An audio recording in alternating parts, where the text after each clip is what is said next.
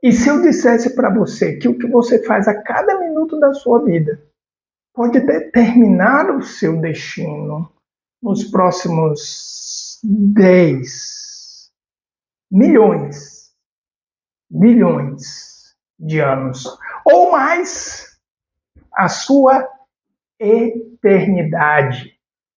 Falar sobre a morte e a vida após a morte não é uma coisa muito comum na nossa sociedade hoje, que quer determinar tudo nessa realidade que, segundo muitas compreensões filosóficas e também religiosas, é um breve momento comparado a uma perspectiva de imortalidade, uma perspectiva de eternidade.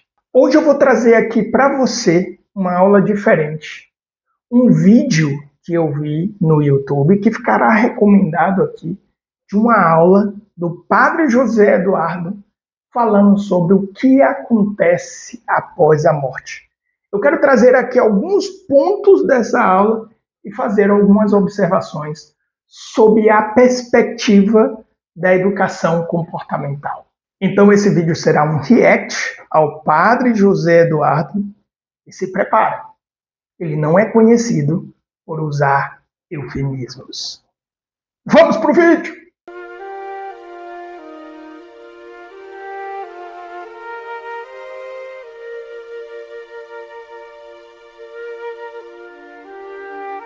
Olá, seja bem-vindo a mais uma aula do canal do professor Adailton Azevedo. Aqui nesse canal nós tratamos sobre a formação humana para católicos através de um exercício de consciência, espiritualidade, aprendizagem e treinamento, seu desenvolvimento humano. E como que isso é importante?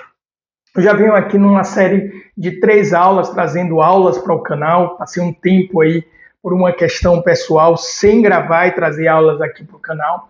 E na última aula nós falamos justamente sobre a importância das duas perspectivas, a fé e a razão, as duas asas que elevam, que te eleva à contemplação da verdade. Hoje nós vamos trazer aqui uma aula um pouquinho diferente, né? Eu assisti essa aula do Padre José Eduardo, aliás, já tem até outros trechos que eu estou pensando em fazer isso, que ele fala justamente sobre a vida após a morte, né? O que acontece após a morte?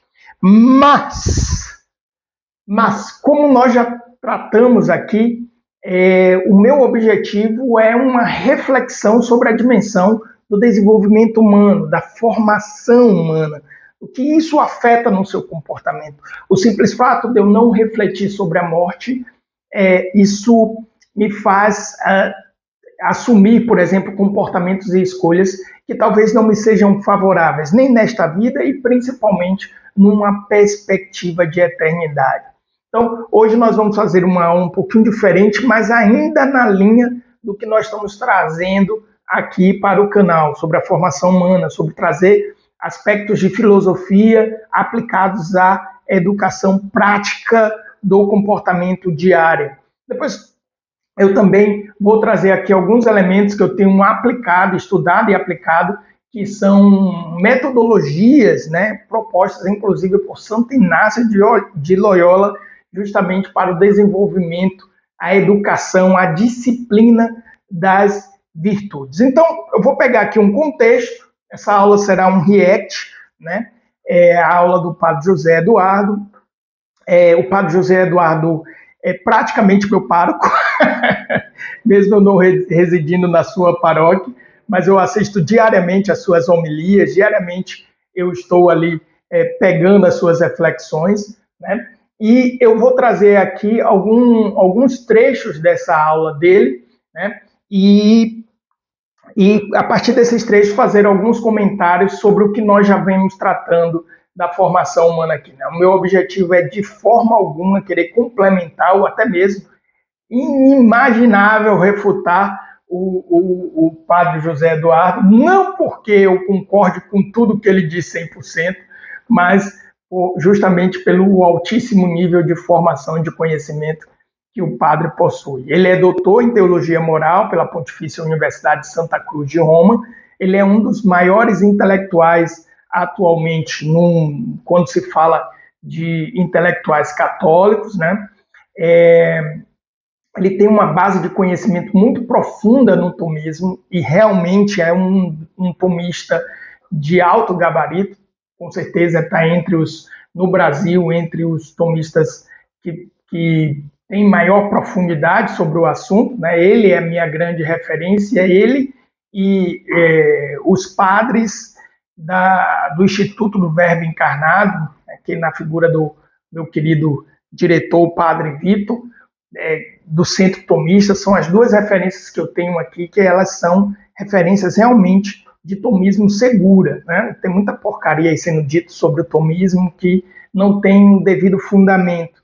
Então, esses dois canais são canais que têm profundidade, que são enraizados realmente no estudo sério da filosofia e da teologia tomista, acima de tudo, né? Porque o tomismo ele existe dentro de uma tradição, que é a tradição católica, né? Então, profundamente enraizados e conhecedores da tradição católica, tá? Então, minhas duas grandes referências, Padre José Eduardo, Centro Tomista, Padre Vitor, na figura do Padre Vitor, que tem mais esse papel aqui no canal do YouTube, que eu super recomendo para vocês. Eu vou reagir aqui a uma aula dada pelo padre, né?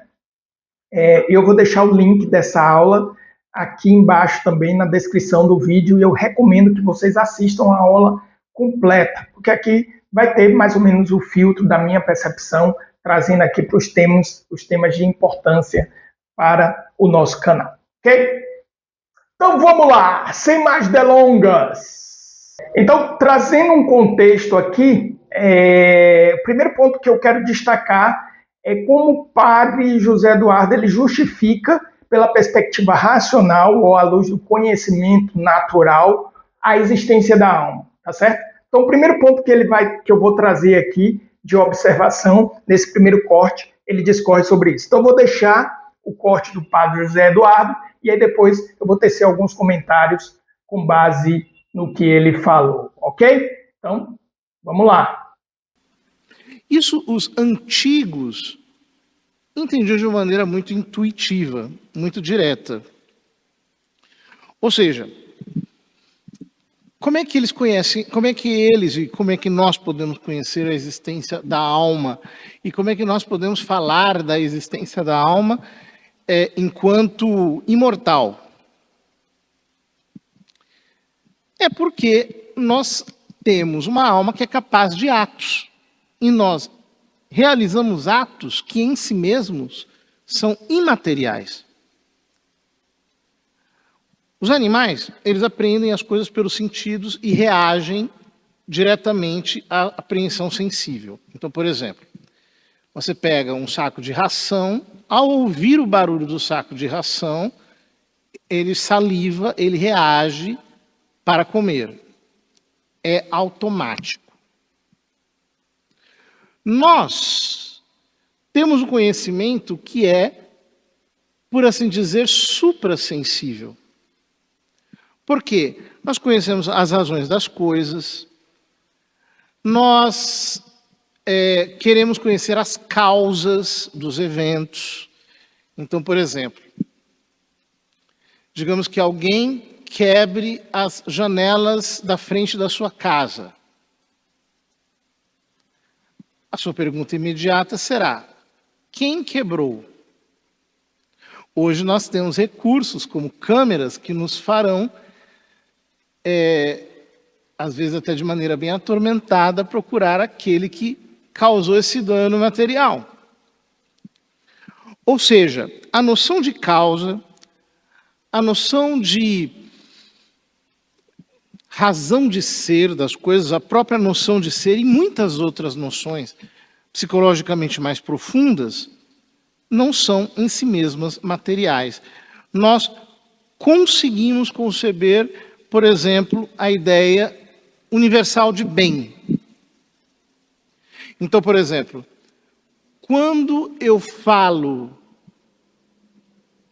para qualquer pessoa, olha, isso é para o seu bem. Ela entende do que eu estou falando. Ela pode divergir do que eu entendo que seja o bem, concretamente. Mas a noção de bem está na mente dela. E está universalmente presente por todos os lados. Inclusive, nós temos uma noção de bem que é intensiva.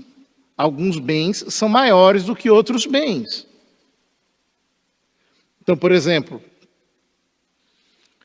eu sei que um doce é um bem. É gostoso, é agradável. Mas, se eu tenho diabetes, eu sei que há um bem maior que me impede de exercer esse bem menor. Que, naquele caso, até se torna para mim um mal. Ou seja, a nossa vontade, ela se abre para o infinito. Ela deseja um bem universal. Um bem que está acima de todos os bens. Quando São Tomás fala sobre o fim último do homem, diz que, juntamente com Aristóteles, o fim último do homem é a felicidade, ou seja, um bem que não pode ser querido em função de nenhum outro bem. Ele está falando de um bem que em si mesmo é universal. Porque o que é a felicidade? Afinal de contas, em última análise, a felicidade só pode estar em Deus. Ora, portanto, nós fazemos atos imateriais, nós temos profundidade psicológica, e isso demonstra que nós temos alma.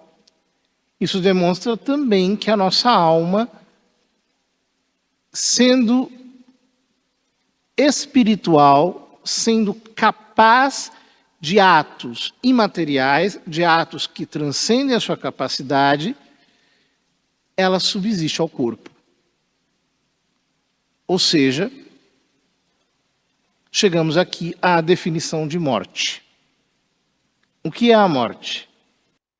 Bom, antes de entrar na definição de morte, o padre, ele, de uma forma muito hábil, né, ele vai resumindo justamente como, qual a argumentação racional, inclusive muito utilizada por São Tomás de Aquino, para a existência da alma. E o ponto essencial é justamente o ser humano possuir faculdades transcendentes, imateriais, né? E aí ele vai trabalhar isso sempre, ele usa algumas palavras aqui que são palavras que trazem, tem toda uma profundidade, tanto na dimensão filosófica, mas principalmente na questão comportamental, e que nós vemos perdendo. Aqui no canal eu falo muito sobre a perda da razão, né? Então, o ser humano, nossa sociedade, ela está perdendo o logos. E um elemento dessa perda é justamente, tem consequências no nosso comportamento, na desatenção a essas faculdades que são imateriais. E quais são as que o padre cita? E ele cita superficialmente porque são a introdução para ele falar sobre morte e depois o que é que acontece após a morte, né? Então, um elemento que ele fala é justamente a noção a razão de ser das coisas. Então, esse pensar da razão de ser, a própria ação de filosofar, do tipo, por que estamos aqui, né? E para onde vamos, né?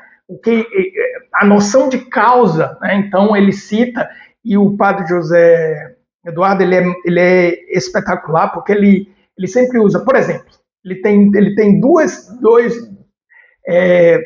gatilhos, né? Não são gatilhos, mas duas palavras que quando ele fala eu presto muita atenção, que é por exemplo, ou seja.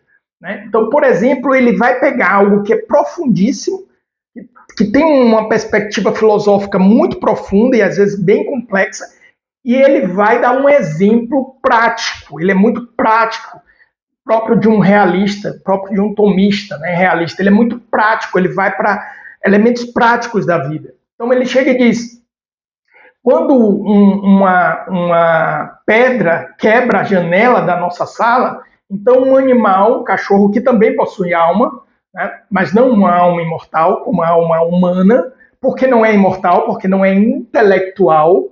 Essa intelectualidade refere-se justamente às faculdades que são imateriais. Esse cachorro ele tem uma experiência e um conhecimento sensível. Pela experiência do seu universo particular, ele vai entender que aquela pedra quebrou a janela, porque atravessou o vidro e quebrou a janela. E aquilo vai gerar uma reação naquele animal. Mas nós, seres humanos, nós vamos para além dessa experiência material e sensível. Então, nós temos uma noção de causa. Opa, tudo bem, como um cachorro, nós entendemos que a pedra atravessou a janela e por isso quebrou a janela. Mas quem arremessou essa pedra? Ela não poderia ter sido arremessada sozinha. Então, eu vou buscar uma causa para este efeito. E isso é justamente uma atividade intelectual. E aqui a gente já tem um bocado de coisa para falar só nesse trechinho. Só nesse trechinho. Quando eu tenho um exercício da razão, eu entendo justamente isso. Essas funções ou essas faculdades que eu possuo que me elevam em relação a uma vida animalesca e uma vida simplesmente baseada, instintiva, baseada no instinto, né? Que é essa compreensão das causas, essa busca pelas causas. Aí tem toda uma discussão na filosofia moderna, que a causalidade não existe, e essa discussão ela é válida, mas ela se perde justamente pela perda da noção do transcendente, enfim. Aí eu não vou entrar muito nessa questão, mas essa reflexão sobre causa e efeito, de tudo que de fato nos acontece. Mais do que isso, a razão de ser das coisas. Então, buscar a razão de ser das coisas, o porquê das coisas. Isso está para além da experiência sensível, isso está para além da experiência particular, senão se vire só os estímulos, que é para onde nossa sociedade está indo, através das realidades hiperestimuladas, enfim, uma série de outras coisas. Então, ele chama atenção para isso e ele finaliza com um elemento que é crucial, que é a noção de bem. Então, todos nós temos uma noção de bem. E isso nos é alcançado,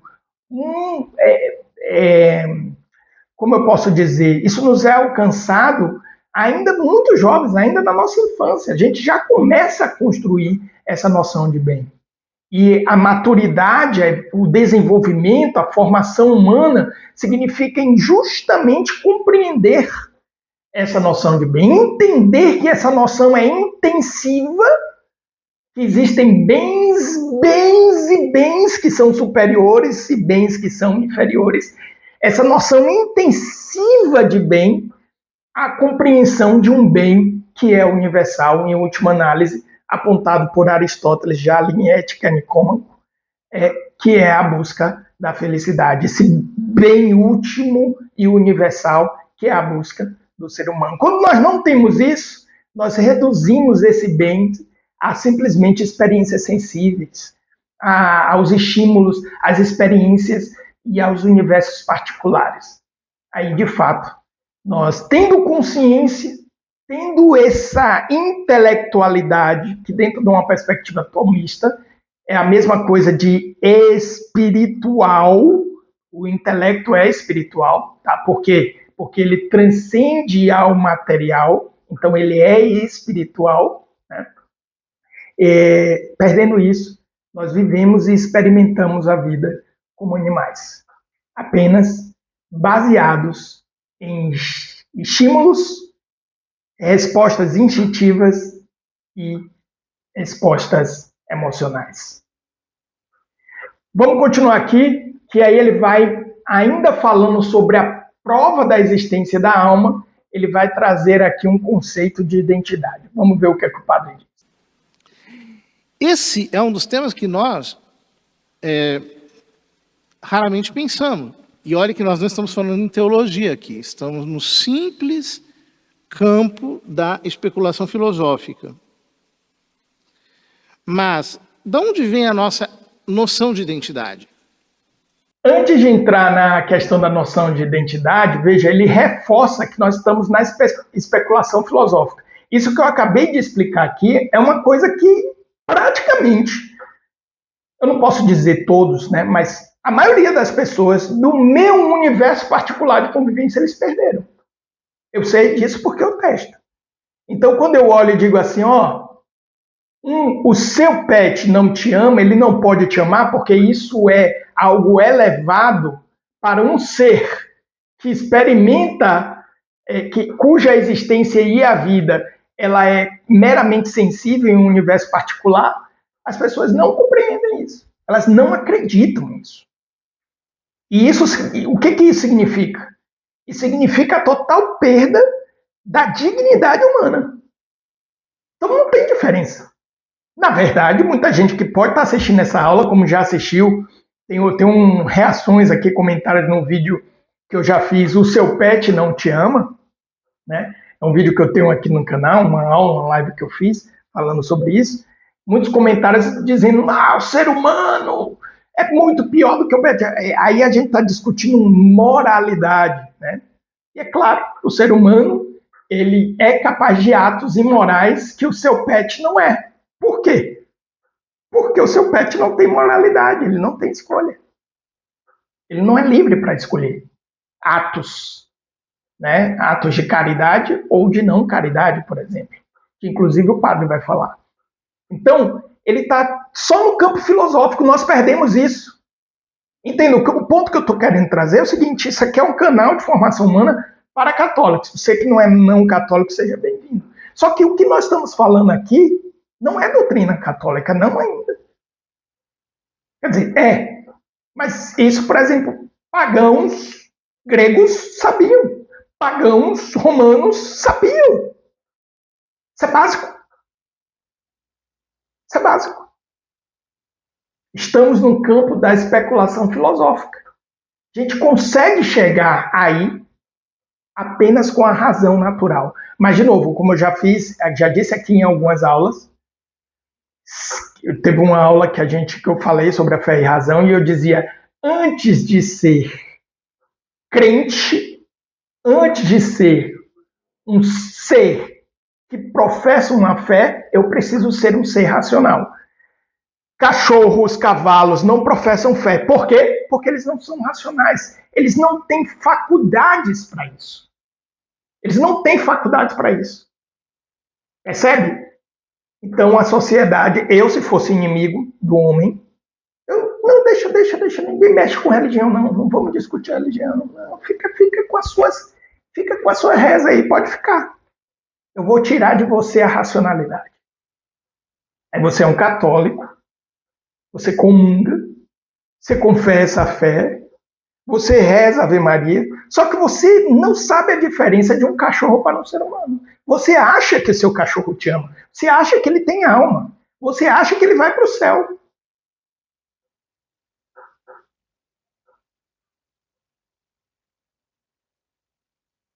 O negócio é pesado. Vamos lá, vamos continuar com o padre aqui. Mas, de onde vem a nossa noção de identidade? Se ela viesse do corpo, bom, as células do nosso corpo já mudaram quantas vezes totalmente? Então não vem do corpo. Se eu pego uma foto minha recém-nascido e uma foto minha agora,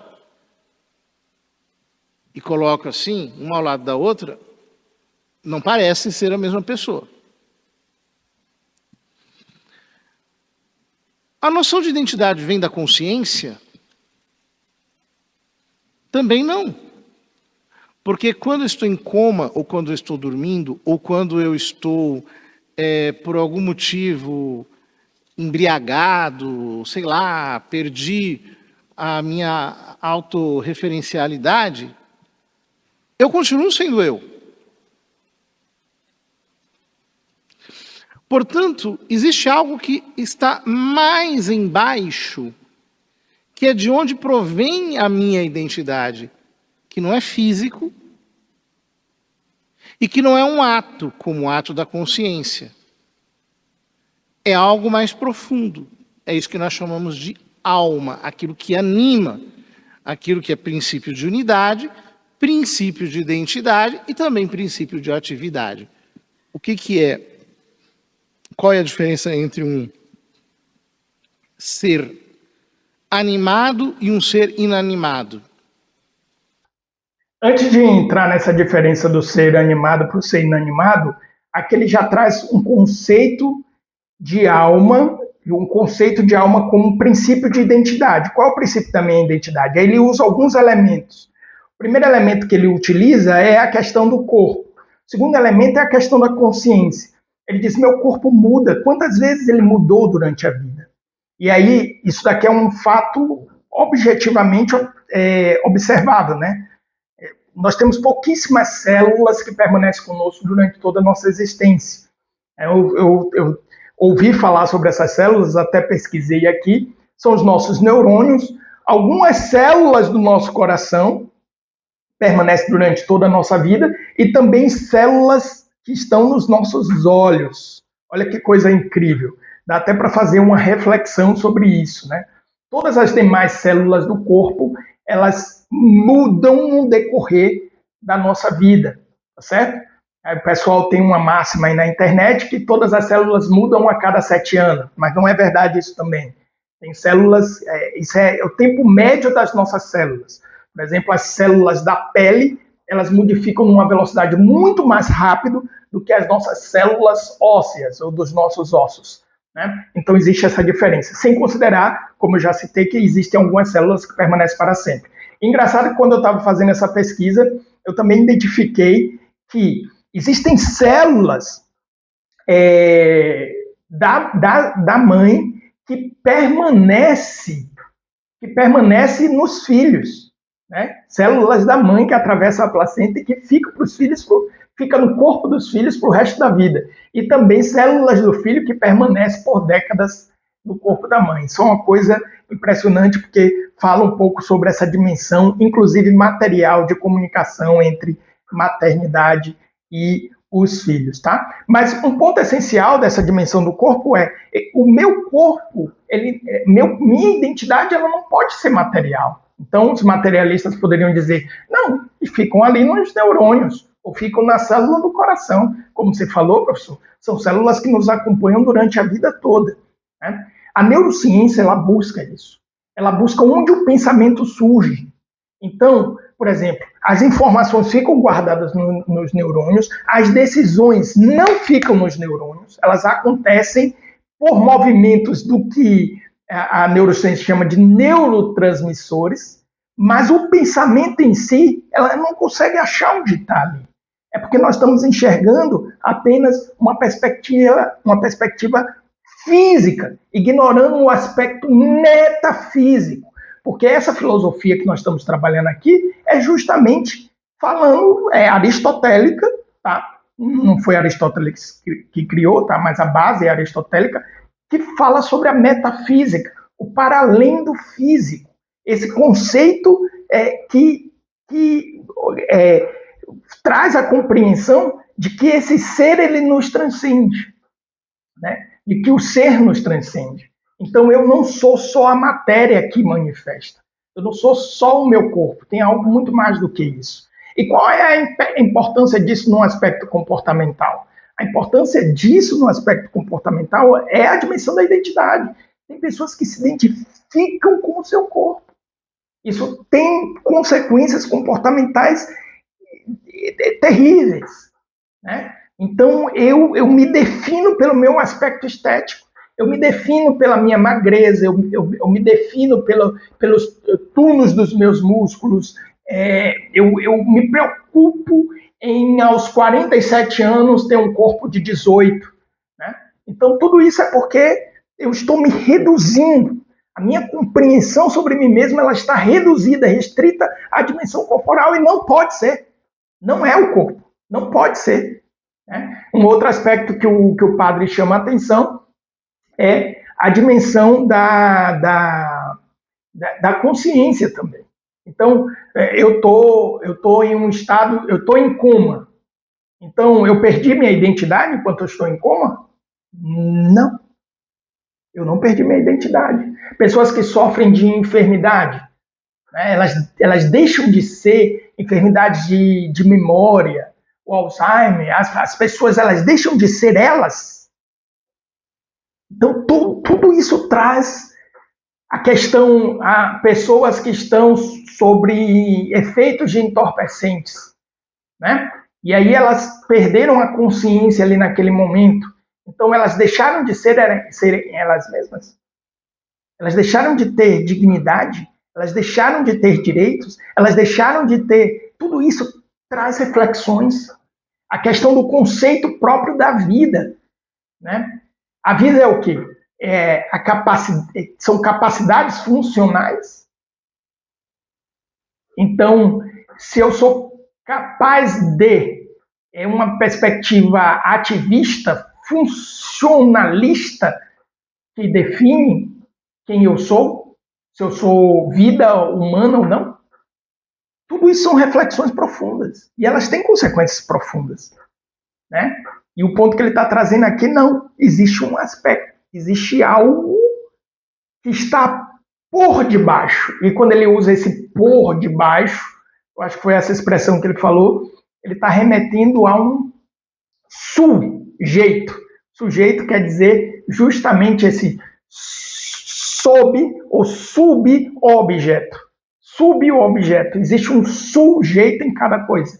E esse sujeito, ele é apresentado por Aristóteles e também por São Tomás de Aquino. Aristóteles, ele é apresentado através da matéria e forma. Então, a matéria-prima informada determina o sujeito que se manifesta em fenômeno como objeto para mim, né? Então, a metafísica, ela vai justamente buscar esse sujeito por debaixo, no fundamento do objeto que me está sendo manifesto. Esse objeto pode ser eu mesmo. Esse é um processo próprio de autoconhecimento. Na perspectiva atomista, esse sujeito que sou eu, esse sujeito que está por baixo desse objeto, que sou eu sendo manifesto aqui agora, esse sujeito, ele possui uma natureza, uma quididade, uma essência composto por matéria e forma. Um ser material com forma, que é, no caso dos seres animados, ele vai explicar isso agora, a forma dos seres animados é uma alma, ânima, tem vida. Essa forma animada agrega, congrega, ordena essa matéria que é o corpo. E é o princípio de unidade e de identidade. Vamos ouvir o Pato, ele explica melhor do que eu. É que o ser animado se move a si mesmo, ele tem um movimento imanente. O ser inanimado só pode ser movido desde fora. Por isso, a vida nada mais é, metafisicamente falando, do que um movimento imanente, teleológico, telos em grego significa fim, ou seja, a vida tem um fim, no sentido de que quem é criança vira adolescente, quem é adolescente vira jovem, quem é jovem vira adulto, quem é adulto vira idoso, quem é idoso vira mais idoso, até que chega a morte biológica e a alma se separa do corpo. Então a vida é um movimento imanente, teleológico e contínuo, porque quando parar, a pessoa morre. Ora, aqui agora ele vai falar sobre a definição de morte, mas isso é importante, ó. Ele traz 3 aspectos da definição da vida. Então, primeiro ele diferencia o ser animado do ser inanimado, né? Eu já fiz isso aqui, já dei aula aqui sobre isso aqui no canal, mas justamente explicando. Tudo que existe, todo objeto, o seu sujeito, o objeto, é composto por matéria e forma. Os seres inanimados, eles não possuem uma forma animada. E qual a diferença? Seres animados, eles movem-se imanentemente. Então, eles, para além de serem movidos por forças externas, eles são capazes de se mover. Eles se movem. Esse movimento significa um processo, inclusive de crescimento e ocaso. Tá? Então, isso significa um movimento. Então, essas plantas, elas estão mudando, elas estão crescendo. Eu viajei aqui, eu tenho uma plantinha nascendo aqui dentro da minha orquídea, está nascendo uma nova folhazinha aqui. Né? Isso não é só característica do ser humano. Todo ser animado, ele move-se, é imanente. Né? É imanente esse movimento. Ele vai definir, então, a vida. Ele vai dizer que a vida é, considerando seres, claro, animados, seres animados são seres com vida. Né? Então, a vida é um processo, é um movimento imanente. Ele vem de dentro do próprio ser animado por aquela alma, né? Então ele vem de dentro de mim, ele é imanente. Eu estou em movimento. Né? Isso daqui, meu Deus, isso aqui para a educação comportamental, isso daqui é muito, muito, muito, muito. Não posso dizer, em respeito ao padre. Tá certo? É demais. Tá? Então, é um movimento imanente, um movimento de dentro, né? Essa capacidade de mover-se, né? Teleológico. Teleológico quer dizer mover-se com um sentido. Com um sentido.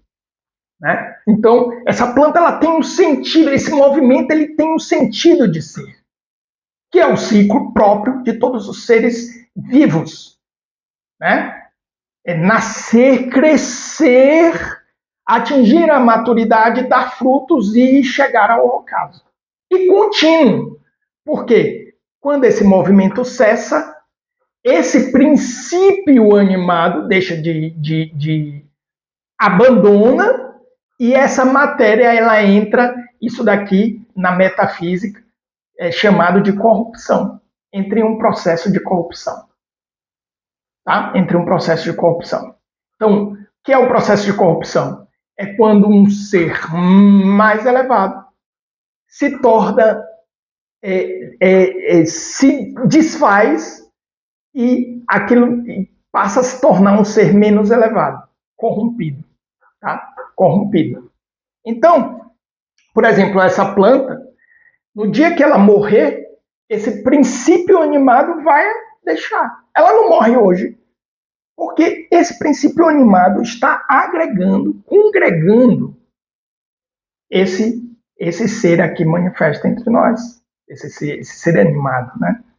E aqui tem toda uma realidade dos seres materiais. Para isso, eu preciso também que a matéria dê condição para que esse movimento imanente, teleológico e contínuo, ele permaneça. Tá certo? Ele permaneça. Tá? Então, aí é que vem elementos vitais do nosso corpo, elementos vitais para essa planta. Por exemplo, se eu encerrar, deixar ela submetida a uma situação, um cenário totalmente insalubre para o seu aspecto próprio material, ela vai caminhar para esse ocaso, ou esse desprendimento, essa desconexão entre esse estado animado para um estado corrompido, né? Inanimado ou com um ser de animação inferior. É o que acontece com o nosso corpo, né? Quando justamente esse princípio animador que é a alma deixa o corpo. Porque quando a gente morre, o nosso corpo ele começa a entrar em estado de putrefação. Então, já se tem que tomar providências ali para fazer um enterro. Por quê? O que mudou de um minuto? Materialista. Sou materialista. O que mudou? O que mudou? Ah, não, professor. Pô, o coração parou de bater, não tem mais sangue, não tem mais... Tá, e é isso. Se resume a isso? Então, se a gente gerar estímulos elétricos ou ficar bombeando aquele sangue ali, o corpo não vai ficar podre. Ele não vai se decompor, ele não vai se corromper. A gente consegue manter um corpo, mesmo após a morte de uma pessoa, a gente consegue manter o corpo com esse mesmo movimento de crescimento, por exemplo. É possível isso? Deveria ser. Se eu não tenho nenhum princípio animador, deveria ser. Né? Fica aí o desafio. Que chega à morte biológica e a alma se separa do corpo. Então a vida é um movimento imanente, teleológico e contínuo, porque quando parar, a pessoa morre. Ora, então aqui nós começamos a entrar em tema teológico. O que acontece quando a pessoa morre? Isso não dá para conhecer pela razão. Eu vou continuar aqui com o padre, mas antes eu lembrei uma coisa. Esse conceito que ele fala de que a vida, né, é um movimento imanente, teleológico e contínuo, isso fala muito sobre o aspecto comportamental. Fala muito. Então, viver é estar em movimento. É por isso que é muito profundo o trecho do Evangelho de João, onde Jesus ele diz: eu sou o caminho, a verdade e a vida. Eu sou o caminho, a verdade e a vida. Aqui, esse aspecto ele casa muito com essa tríade trazida pelo padre. Porque nós buscamos essa verdade. E isso é o nosso movimento em busca dessa verdade, desse bem último, dessa felicidade, desse bem universal. Esse também é o nosso sentido. Isso é um movimento imanente que vem de dentro. Não estaremos jamais satisfeitos enquanto não encontrarmos de fato isso. Isso nos move. A questão é que a falta de compreensão desse aspecto que é elevado ao ser humano e que está presente já no aspecto natural e racional, não necessariamente no aspecto ainda crente, profissional, né, de professar uma fé, a perda disso é terrível, porque nós começamos a confundir esse anseio por essa verdade, por benefícios ou bens sensíveis. O que a gente pode extrair e que eles são bens, sim, mas são bens menores. A gente perde essa compreensão de bem intensivo. E aí começamos a chamar essa sede, esse anseio que nos é imanente de outras coisas. Desviamos o olhar, é um pouco o que Santo Agostinho diz. Tarde te amei, eu te procurava fora e tu estavas dentro de mim. Tarde te amei, beleza antiga e tão nova. Então, viver, eu sempre dizia isso, quando Jesus ele fala no Evangelho de João, eu sou o caminho, a verdade e a vida, ele está dizendo que a vida é o caminho, que a vida é a verdade. Então, se eu estou numa mentira sobre mim, se eu estou numa mentira sobre as coisas, eu já estou morto, eu já estou morrendo. Eu não estou mais vivendo, porque vida é a verdade, vida é caminho, é movimento contínuo, teleológico, que tem um sentido, tem uma razão de ser, tem um sentido. No nosso caso, justamente por termos essas faculdades que são para além do material, que transcende a experiência particular e que possui compreensões e anseios e percepções de um bem universal. Esse movimento contínuo tem o seu sentido, ou sua teleologia, na busca por esse bem e fim último. Nós perdemos isso. perdemos demais isso. Demais. Nós perdemos isso muito. Teleológico, telos em grego significa fim, ou seja, a vida tem um fim, no sentido de que quem é criança vira adolescente, quem é adolescente vira jovem, quem é jovem vira adulto, quem é adulto vira idoso, quem é idoso vira mais idoso, até que chega a morte biológica e a alma se separa do corpo. Então a vida é um movimento imanente, teleológico e contínuo, porque quando parar, a pessoa morre. Ora, então aqui nós começamos a entrar em tema teológico. O que acontece quando a pessoa morre? Isso não dá para conhecer pela razão. Isso tem que ser revelado por Deus. Perfeito. Isso daqui é uma das coisas que eu acho magnífico no ensino no ministério, né, no ensino que o padre José Eduardo faz e que é próprio de um bom tomista. É justamente essa compreensão de até onde a razão chega.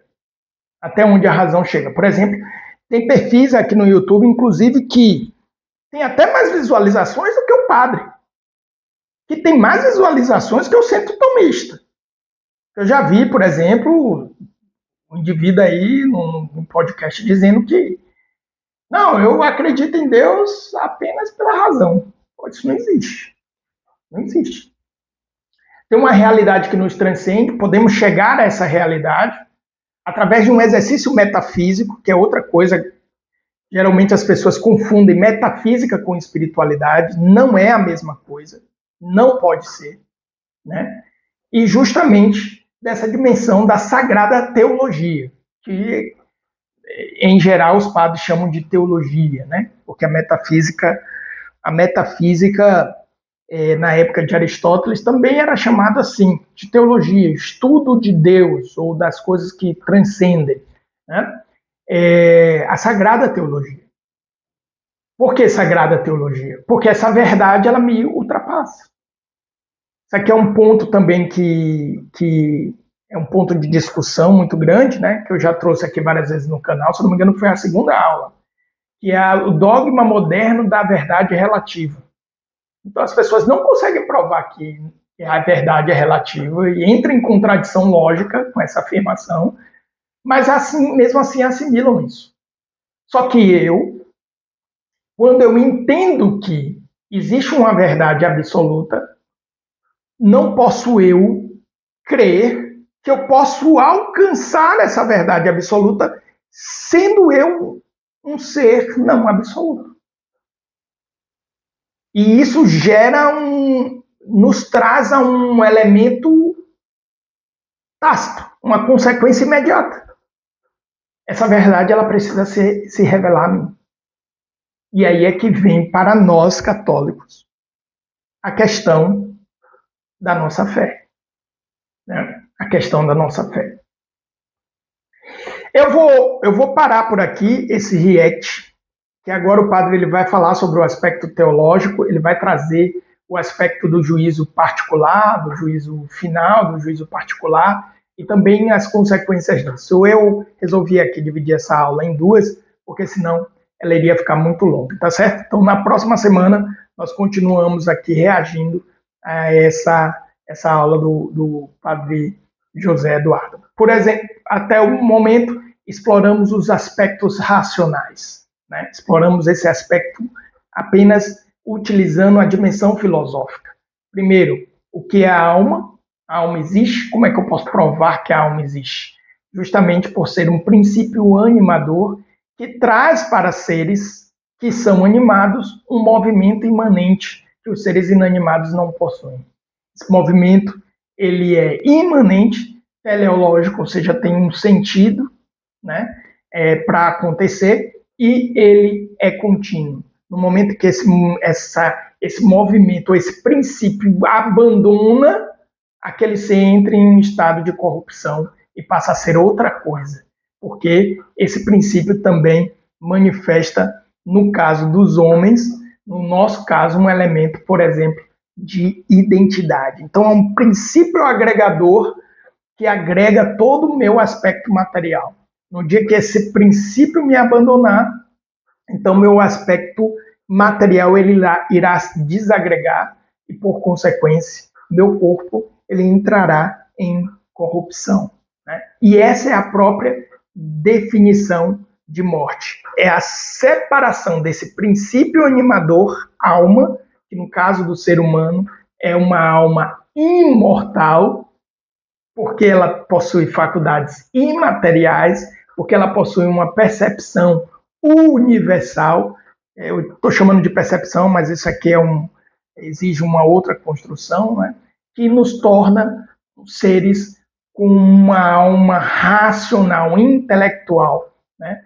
O ser humano ele é o único ser material que é intelectual, ou seja, possui uma alma que transcende a materialidade e a experiência sensível. Por consequência disso, eu e você, nós vamos existir para sempre. Eita! Será?